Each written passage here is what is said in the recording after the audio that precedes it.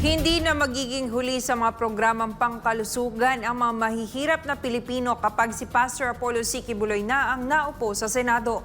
Magiging prioridad kasi niya ang pagbibigay ng libreng gamot, lalo na sa mga nasa liblib na lugar na walang kakayang makapunta sa ospital. Si Margot Gonzalez magbabalita.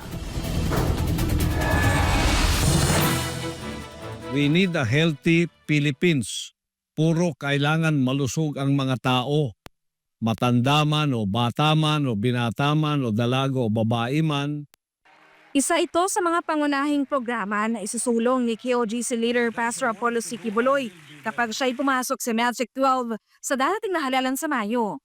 Sa pamamagitan ng kanyang Mobile Health Services Program, sisiguraduhin ni Pastor Quiboloy na hindi na magiging sagabal ang distansya at kakulangan sa pondo upang makakuha ng kinakailangang serbisyong pangkalusugan ang mga Pilipino.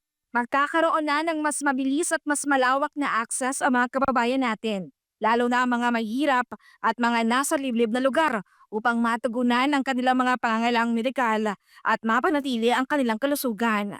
Ang programang ito hindi lamang magbibigay ng mga libreng gamot at serbisyo, kundi mag-aambag din sa pagpapalaganap ng isang mas malusog at mas maunlad na bansa para sa lahat.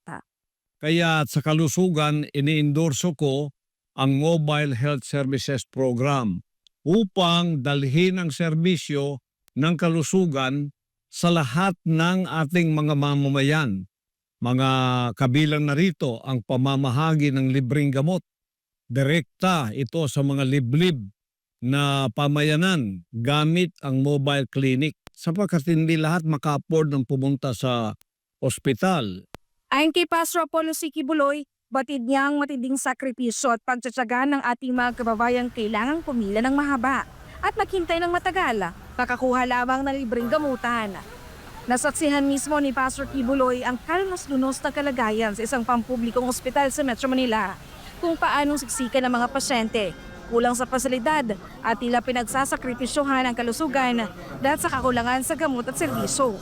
May ilang pasyente na inaabot pa ng ilang buwan bago mabigyan ng kinakailangang gamot. Isang realidad na hindi na dapat pinagdaraanan ng sinuman sa isang lipunang may malasakit. Ako po ay nagkaroon ng pneumonia. Dinala ako doon sa Philippine Heart Center. Nakita ko doon ang mga nakalinyang tao sa kanilang garahe, yung kanilang parking lot, no?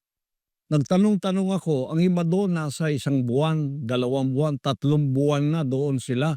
Naghihintay para mapagamot. Hanggang iba'y namatay na nga. Kaya nasaktan masyado ang aking puso sapagkat ito ang isa sa aking nakikitang hindi inaasikaso ng ating pamahalaan. Ayon pa sa butihing pastor, dapat nagagamit ng tama ang bilyon-bilyong pisong pondo para sa Philippine Health Insurance Corporation of PhilHealth. Dapat anay direktang mapunta sa mga Pilipino mga benepisyo. Sa ilalim ng kanyang campaign theme na ayusin natin ang Pilipinas, isang sektor ng pangkalusugan sa napabayaan ng gobyerno at siya namang aasikasuhin at isa sa ayos ng butihing pastor sa oras na ito'y maupo sa pwesto bilang senador. Kaya nga ang PhilHealth, mahalaga yan. Merong budget pero hindi ginagamit doon sa kalusugan na dapat ito'y ipamigay na libre ang gamot sa lahat ng tao sa Pilipinas. Bilyon-bilyon po ang pera natin yan, ngunit hindi ginagamit sa wasto.